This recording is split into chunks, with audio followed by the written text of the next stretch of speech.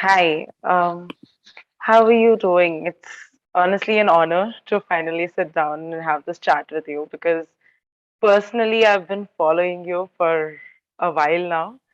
And when Mhm. this project came to hand, I was like, I would love to do this.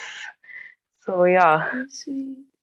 yeah. Thank I'm assuming you're touring with your library right now, or you. yeah, Yeah. okay. All right. So just to start off, could you share like a little bit about your journey and the growth that you have seen in yourself and in Sister Library in the past few years? Yeah. About my journey. The past few years have been like really like crazy and good. Um, it's helped me grow so much. Since I became 30, I think I'm 32 Mm-hmm. now. So like the past 2 years have just been like just you know I can't even express it in words. It's been really fast. It's been very fast paced, and yeah, it's been amazing. It's been wonderful. The library is doing really well. Mm-hmm. We have a physical space in Bombay, and now we are touring the Northeast. We have a Oh, press in the library. We wow. have a radio. So yeah, it's been going very, very, very well. People are accessing the library in Bombay. We've been able to travel with the library to many different places all across India, all the cities through India. And then we've also gone to Kathmandu, to Oh, Bangladesh. Bangladesh has a permanent physical space now at the Garte Institute in Dhaka. wow. Then we also went to Aotearoa, so Mm-hmm. called New Zealand. So yeah, it's been amazing. People have really embraced this work, and as an artist, like there's nothing more that you'd want than for people to, embrace your work and like Mm, your work. Yeah, it's definitely. been such a blessing. Yeah. So, like you said, like in the past 2 years, there has been a lot that has been going on with Sister Library. And as a woman, and I think I speak for a lot more women out there, that this is such a safe haven that you've created. Could you like share some experiences, something that you really fondly cherish from the space? Yeah, I cherish that it's not just my space because, like, I don't Mm-hmm. have to be in Bombay to run it. It's like a collective space. It's run by the community, and it does not need me. Like, I created this space, conceptualized this space, but Mm-hmm. the space runs on its own, like it has its own life, and Mm-hmm. that is something that gives me life and gives me hope because yeah, people love that space and they take care of it, and the space is running. Also, I think last year when girls who used to come to the library, used to come to Dharavi art room, Mm. um, they got admitted in one of the best colleges in Oh, Bombay. It's Sophia's college, and four of them got admitted, and that was such a gift because we've been running the Walking with Savitribai Fellowship, which um, just supports young girls from school through college. And mm-hmm. this was our first bunch of girls going to this big college from Dharavi. Wow, that's And amazing. yeah, it's so good. They also like first time university going kids from their Mm-hmm. family, so they're breaking like Oh. so many cycles of trauma while they're doing this, and like building new new life experiences, Mm-hmm. not just for themselves but also for their entire family and neighborhood. And so yeah, it's been amazing. The past 2 years has been like such a gift. Very happy about it. It is, and especially hearing stories of young girls finally getting to go to college despite coming from like certain backgrounds. It's great for them. Like Yeah, and this is it's not just very any happy. college. Hmm. Yeah, Yeah, I it's mean, like something they're that's from so Dharavi. reputed. Yeah. I mean, coming from Dharavi and getting to go to Sophia's, which is like this really big college in like South Hmm. Bombay, which is amazing. And they are like full like burqa wearing children, like hijabi Oh. Hmm. girls, lots of restrictions at home, and then like yet they got to go to a college. And it was a fight. I won't say it was easy. It was a Mm-hmm. fight. We had lots of negotiations in the family because up to school they were like fine, but like for them to like send their children to Mm-hmm. South Bombay every single day was kind of a bit much for their parents, but constant negotiating and seeing where we can, like, cut corners, do things. And like, I think the pandemic definitely helped that their classes started online. So I could just be like, Uh-huh. your girls are at home. But now their classes are starting like full swing. So, Right. they're ready to fly now. The parents are used to what's going on. So, Hmm. yeah. That's really great to hear. So, in a lot of ways, and even in a lot of your interviews, you've mentioned that literature and art form from like female authors make us feel visible because of the different kind of voices that are out there. So, which piece of writing or art made you feel visible?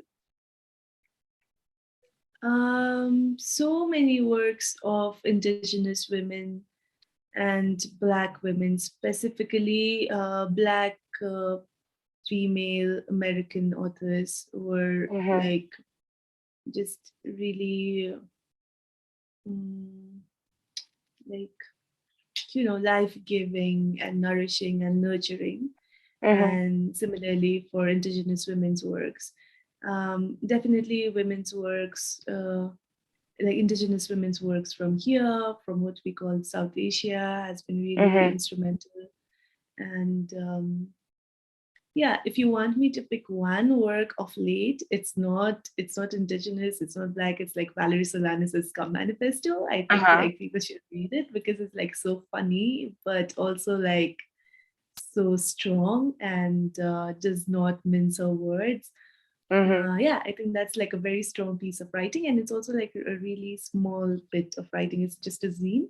Okay. So Hmm. yeah, I think that worked. But like, what made me feel seen is what you asked. Okay, what work of art made me feel seen?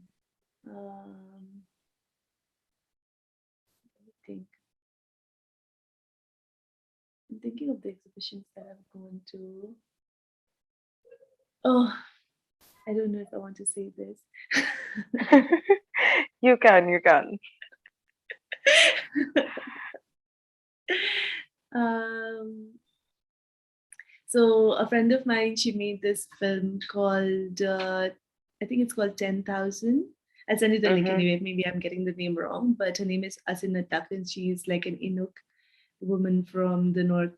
Mm-hmm. And it's a short film. It's an art film, and it's about indigenous people in the future. And it's like this like Oh. circular film which goes from like indigenous women, indigenous peoples from the past to the future. So like it looks like a lot. It Oh. looks at a lot of documentary work, and it imagines that entire circle of like. Mm-hmm. So that was really good. And yeah, like I think like creativity just is life giving, right? Like even when my kids are making Mm-hmm. artwork in the art room, like every drawing that they make, every story that they come up with, it's just so wonderful. It's just life changing for me every single time. So it does not really have to be in a gallery, or it does not really have to be in a museum. um Mm-hmm. Definitely. Books also, like so many books, like Bell Hooks is writing like on teaching community is a great Hmm. read for me. Like it really helped me look at my work as like a serious practice. So teaching community, Bell Hooks, really important. And Mm-hmm. what else? Where We Have Always Been by Liam Whitlock Simpson. Um, what else? Loads of books. Like I'll send you some names. Okay. Done. Also, I might be deviating a little from the set of the questions sent, but I just wanted to ask as to what was the fundamental shift that you saw in yourself when you started reading a lot more books written by female authors? What was that shift? Oh my goodness, I can't tell you like one shift. I think my life Mm-hmm. totally started changing when Mm-hmm. I started reading women exclusively. And like for one entire year, it was not just reading women. I would also not consume any media made by Okay. men. So I'd only watch Oh. films made by women, read books by women, listen to music made by women, like, Mm-hmm. watch like sitcoms made by women, and like whatever I was consuming, it had to be like made by women, because I wanted to like remove myself from like what is the mainstream, because mainstream essentially is like made by men, right? Mm-hmm. Like everything in the mainstream, if you Yes. actually go and look at an ad, then it'll be made by a man. And then like if you look at the writing in the newspaper, to be written by a man. So like I know that the mainstream is for men by Mm-hmm. men. So I consciously like made that effort of only consuming works of women for a year. But like after a year, I could still read books made by women, but it got harder for me to like look for music, look for films, and like um yeah, it got difficult. So like I stopped that part, but like I continue to read books by women. But like I think that 1 year was like it really shifted a lot of things in Mm-hmm. me. I started for one like I started appreciating slowness more, Right. because like I live Right. in Bombay. So Definitely, you that start explains appreciating that everything. for sure. Yeah. And I live in Bombay. I'm doing multiple things. I'm doing my doctoral degree, I'm doing my projects, I'm practicing my art, and loads of things. So when I was reading women, I started like really taking the time and doing things slowly, enjoying my walk, like but also like women like write so many different things, because we are also like complex, like multifaceted human beings. Mm-hmm. So yeah, like so many different kinds of women in the world, right? But what it did to me was like it taught me how to appreciate slowness and find that space for slowness in my life. Mm-hmm. Yeah, because like I said, I live in Bombay and everything is like super fast, and Yes. yeah, It just keeps moving, and like like snap of a second. yeah.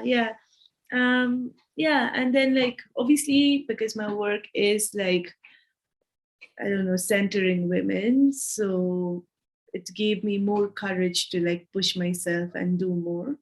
Mm-hmm. um yeah, those two things. Okay. Um, Also, fashion, as in literature and art, are also forms of expression, and so is fashion.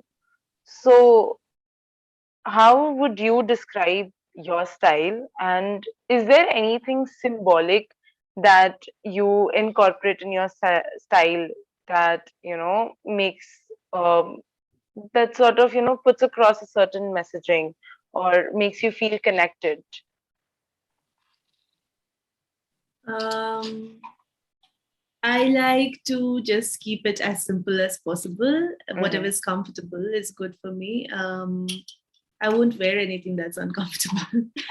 Also, I won't wear. I consciously like try to. If I'm buying something, I always buy secondhand, Mm-hmm. or something that is a gift is fine. Like I'll accept gifts, but I'll not buy anything new. Mm-hmm. Um, and what else? Oh, I also look for material that is like natural. So like Right. cotton, silk, or even leather is fine as long as it's secondhand. So Mm-hmm. like minimal impact, minimal harm is something that I'm looking at.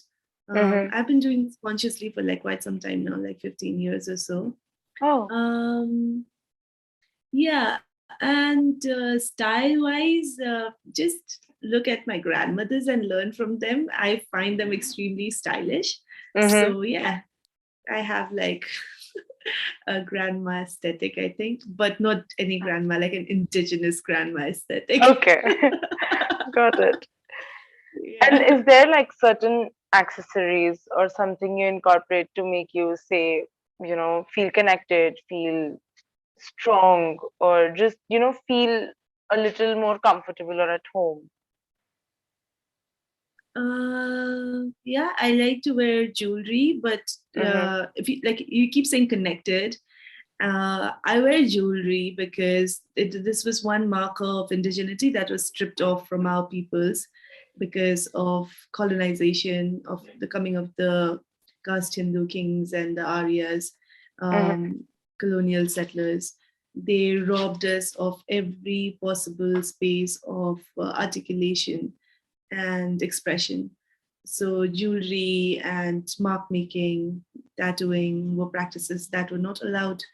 Hmm. And so, yeah, like I think I Yeah. pierced my septum, like I think 10 years back or so, as a way of reclaiming. So, I really see jewelry as that space of going back and taking what we were not allowed to do. Like my grandmothers, they have the piercing, but they still don't wear the septum ring because, they Okay. were not Hmm. allowed to. They still see it as something would uh, that would make someone look inferior in the eyes Hmm. of the colonizer. And then the perception of the colonizer is extremely important to them because having had, you know, like had to work at the tea plantation and be in constant surveillance, being seen as savages.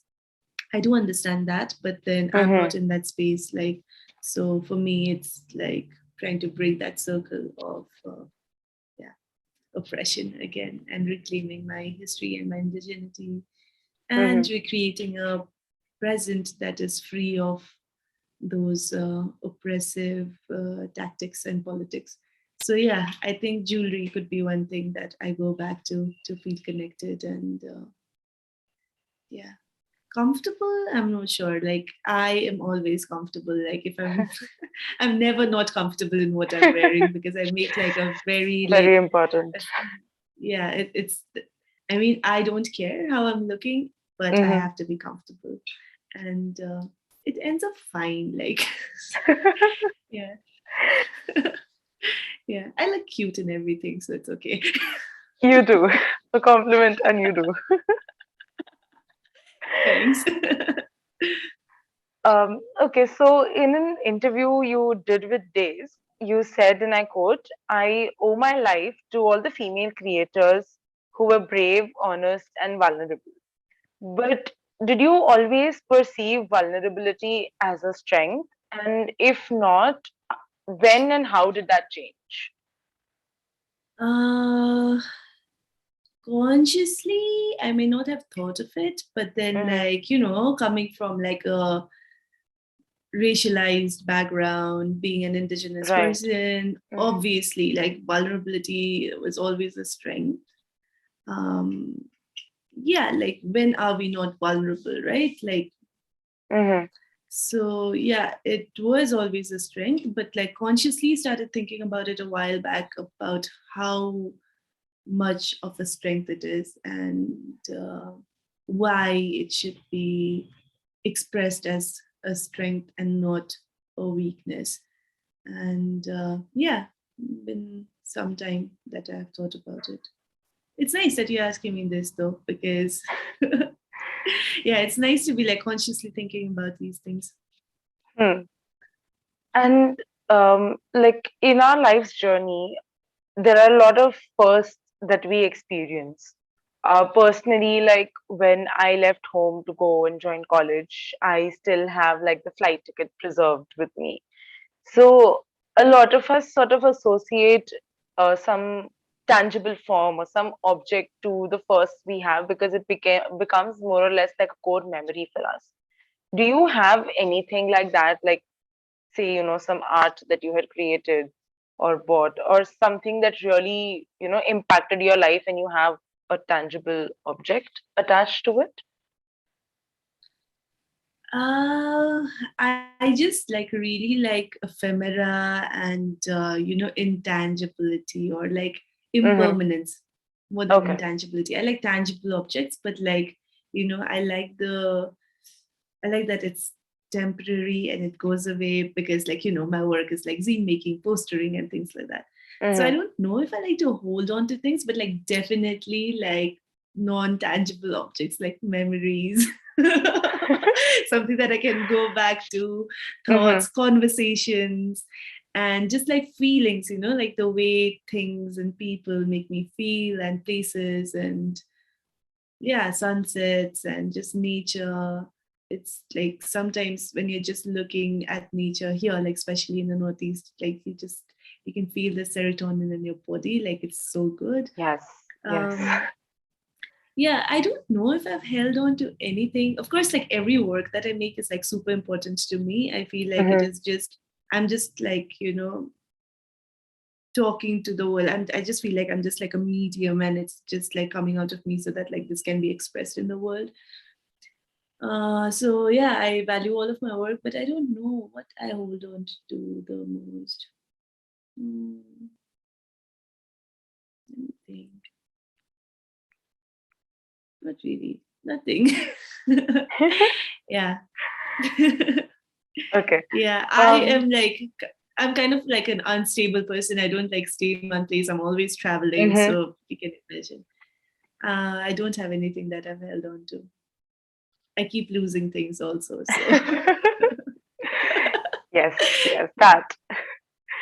How has traveling been for you? Like with Sister Library and otherwise also. How um, impactful has traveling been? Like I've always heard people say that you learn a lot of lessons when you're traveling.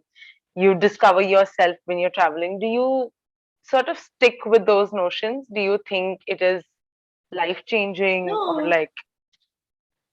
I mean, I don't travel as a traveler, right? Like Mm-hmm. everything that I do is purpose driven. Like Right. I consciously think about things, and like it is intentional. So I just don't go to a place like a tourist for like sightseeing and like, Mm-hmm. oh, this is going to change my life. And like, I don't like every single travel to Europe or to Americas or like, even here in India is purpose driven for me. It is Mm-hmm. so that we can co create, we can think together, we can build together. So, yeah, of course, all of that is life changing. Of course, like it is life giving, it's life sustaining, it is like, community building. And Mm-hmm. I really value that. I value um, that I have the agency now to go around, to travel, to talk to Mm-hmm. people, to share what I've learned, to share what I have. And that has been really great. But yeah, just traveling for the sake of traveling is something that I find very suspicious, having come again from, being an indigenous person, having come from, like, my family is in Darjeeling, having Mm-hmm. come from a space that has always been a space of tourism. No, I don't think that traveling or tourism is a healthy space.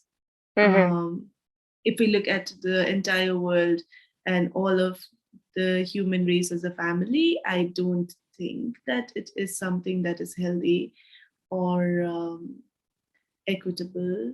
And yeah, I don't think of it as a nice practice unless it is like Okay. intentional, purposeful. Mm-hmm. Yeah. All right. Yeah, and it's been good.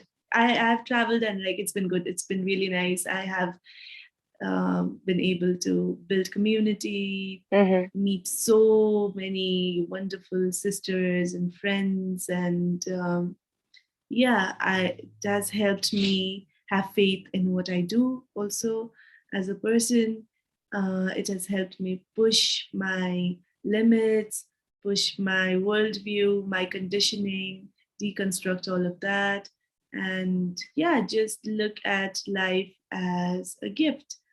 And yeah, it's been nice. It's been wonderful. I love it. Um, just to sort of bring this interview to an end, uh, there are a lot of feminists out there. So, what are the books you would recommend for a young feminist who are just starting out to discover literature in this area, or just read more women author in general? What are the books you would Uh, recommend? for South Asians, I think definitely read Baby Tai Kamli's autobiography. It's Mhm. called Jina Mucha. It is a Marathi book, but then it's also translated. It's called The Prisons We Broke, I think, in English. Um, Wait, is it called The Prisons We Broke? Wait, let me confirm and come back. Okay. So definitely that book. and read Bama, Sangati, read Karaku by Bama again, read The Blue Mimosa by Parijat. These are all oh my goodness, you have to read Sultana's Dream. Okay. It's by Ruqayya uh, Sakawat Hussain, and yeah, these are all South Asian authors. Mm-hmm. Yeah, amazing writers. And if you have to read a feminist text by a Western author, which one would I suggest? Braiding Sweetgrass is really good. Mm-hmm. Read Braiding Sweetgrass. Um, for young feminists who are reading, what do I suggest? It could also be expanded into movies in case you have a recommendation list in that as well. No, let me tell you books only. Like there are so many books, but I'm thinking of like people who are just getting inducted into Mm-hmm. feminism. Mm-hmm. Let me see. Feminist Theory from the Center to the Margin, from the Margin to the Center by Bell Hooks, Okay. obviously. And if you want to read fiction, then read Toni Morrison.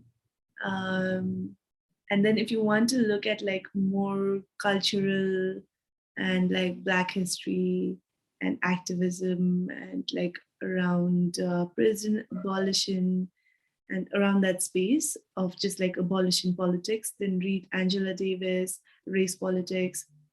Um, what You know what? I'll send you like a simple brief list. Like otherwise, I'll just like go on talking about like so many books.